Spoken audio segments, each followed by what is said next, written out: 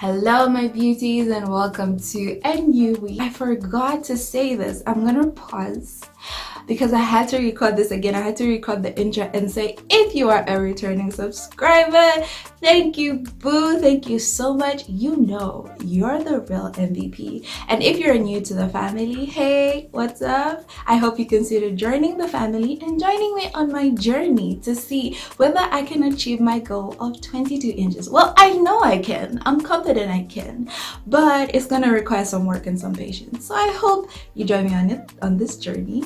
And yeah, let's get back into the video. We are on week 2 of our hibiscus for natural hair growth. Now I'm so excited because I did say that I would promise to show you guys how I made the hibiscus oil and whether I was going to make the hibiscus spray for my hair, or I was going to more focus on getting some of it consumed and everything. So just to start off, first I'm gonna start off with our progress so far. So I did not do my edges on purpose so that I could show you guys that we do have a good amount of growth going on, which is amazing for me. So before, noted that I did not really do the straight backs extremely tightly because I do not want them to pull out my edges. So I can already see this is, I would say, a week and a half of having them in my head because I did do them prior to starting the hibiscus hair growth challenge. So I would say I'm approaching 2 weeks of having the actual straight backs in my hair, but 1 week of using the hibiscus for my hair. So I hope that makes sense on that part. So as you can see, there's actually some like spaces, it's becoming quite loose, which is a good sign. That's what we want to see.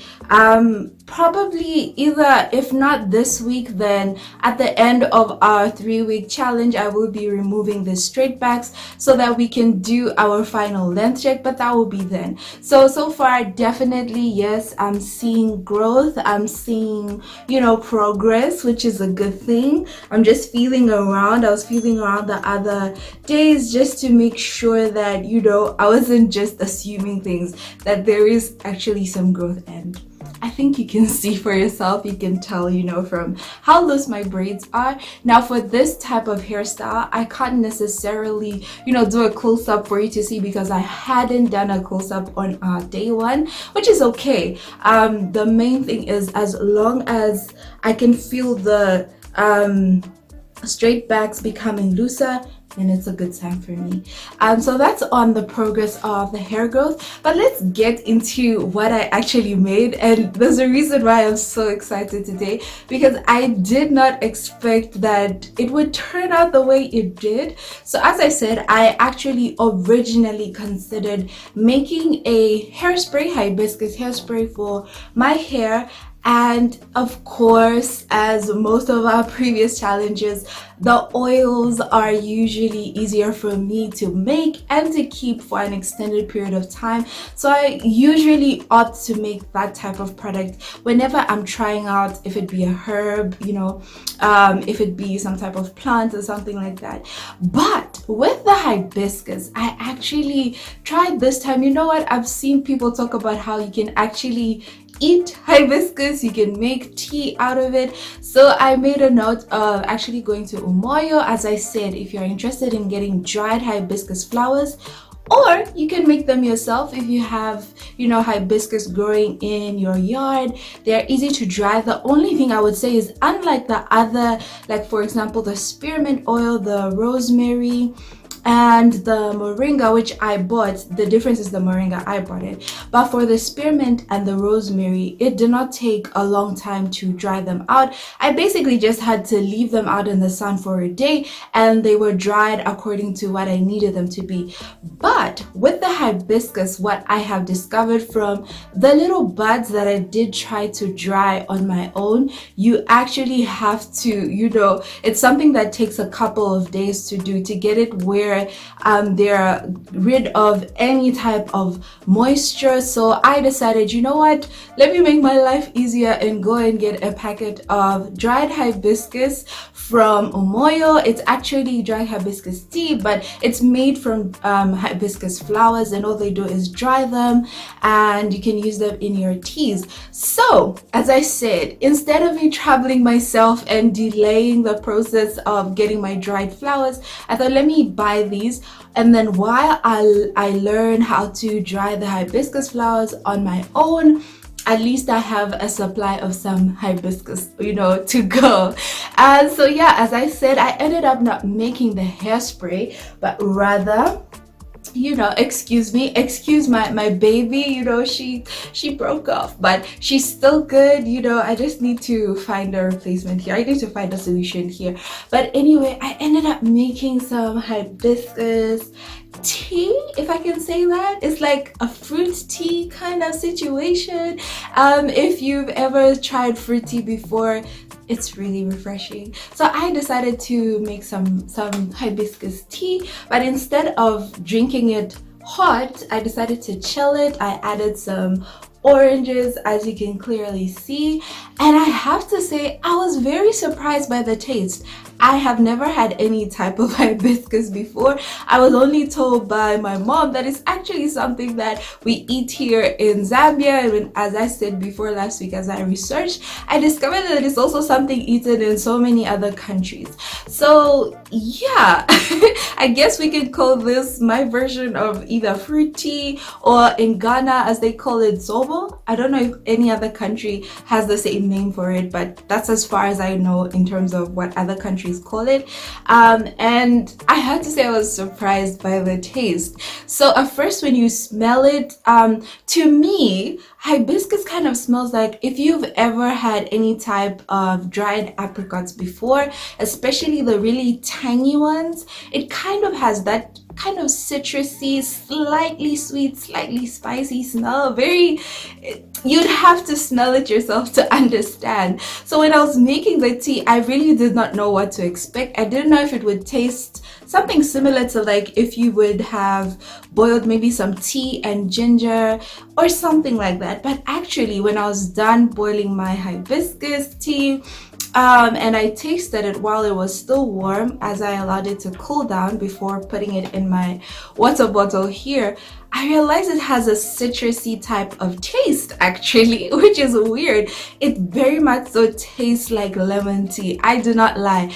Granted, a milder version, but definitely tastes like lemon tea, and I love that. It means that ever since I've tried this, I was like, okay, this is part of our daily intake. This is going to become probably something I take, especially in the mornings, because sometimes, I don't know about you, but unless I've eaten something that has some type of taste in it, sometimes when I drink too much water in the morning, I feel slightly nauseous. Not that it's a horrible thing, it's just I don't know. So this would be a great way to start my day. The taste is not extreme. It's nothing that's going to throw you off.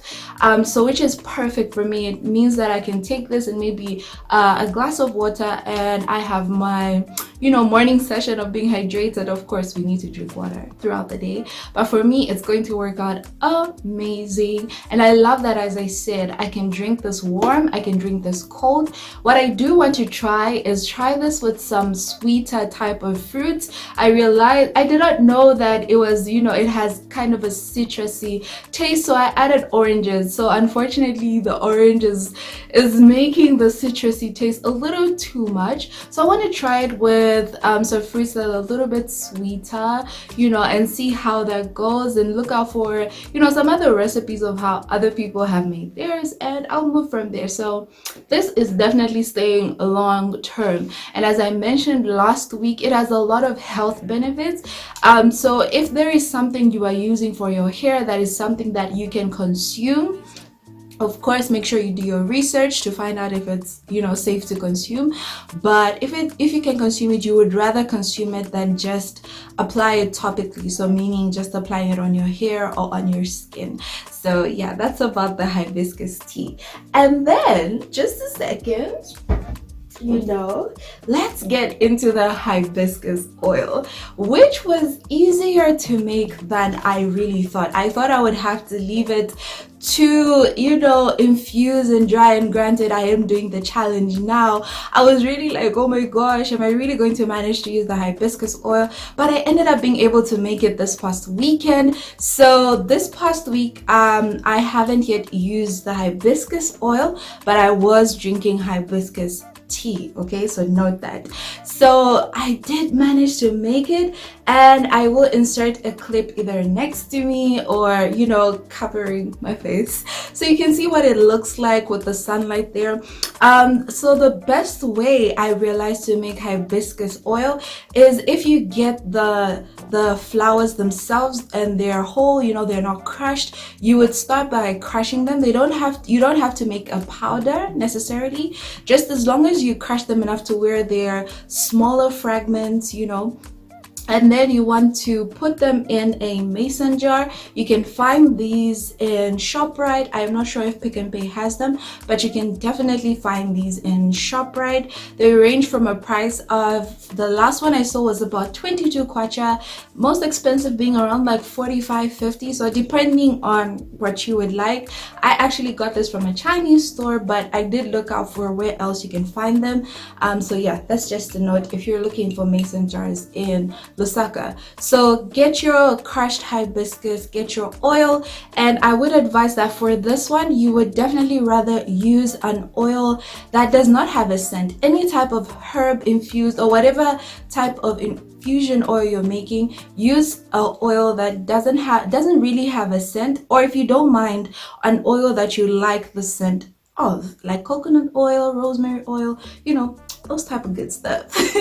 So the best way to do it, as I said, take your oil, take your crushed hibiscus, put it in your mason jar, and then two options. If you feel like putting it in the pot might crack the jar, or maybe the type of jar you have isn't really, you know, strong enough to withstand heat, just boil some water, and while it's still hot, put your mason jar in there so that the pot is not like consistently heating up. At least as the water is cooling down and it still has heat, you know, you can put your mason jar in there and just allow the oil to warm up. It's going to encourage all the goodness in the crushed hibiscus to come out. So that's what I advise, because at first I had put the hibiscus flowers whole into my oil, and I realized that from all the tutorials I was seeing that when they put their hibiscus into the oil, it was changing color and mine wasn't. So I was kind of worried. So then I went in and actually just used my hands to sort of crush the flowers while they were still in the oil. And that's why, as you can see from the clip, and hopefully, I'm not sure if you can see it here, I highly doubt it, you would see it in this setup. You can see that it has a slightly pinkish purplish color, very lovely. I'll say not even pinkish purplish, sort of like purple red color. Beautiful, because with my other, like the spearmint oil and the rosemary oil, I didn't really notice a humongous change in the color, mainly just in the smell. But in this one, it has a really beautiful color and I love it. So I really want to find the exact type of flower that produces this type of pigment. So depending on what type of hibiscus you use, you may not get this deep pigment, this type of pigment in your oil. It may be a little bit lighter, it might be slightly darker, depending on what type of hibiscus flower you use. But don't worry about that, as long as it's the right, you know, species, if I can say that. Yeah, as long as you're using the right ingredients, you're good to go. But I would like to specifically find this type of hibiscus flower because I love the pigment, I love looking at it, and this beautiful color, it just makes me feel good. So that's all for this week. If you have any questions down below, I am more than willing to answer them. And as I said before, if you if I can't answer them now, I would direct you either to resources, websites, or someone else that hopefully will be able to answer your questions. So yeah, thank you so much for coming to my video. And before I forget, happy Valentine's, boo. I hope you had a wonderful day, whether you did or you didn't have a Valentine. It's okay, boo. It's okay, you know. We keep going. It's just a day in the whole year. Our time will come. So don't worry about that. I hope you have a wonderful week, a wonderful month, whenever you are watching, and you stay blessed. I love you. Bye.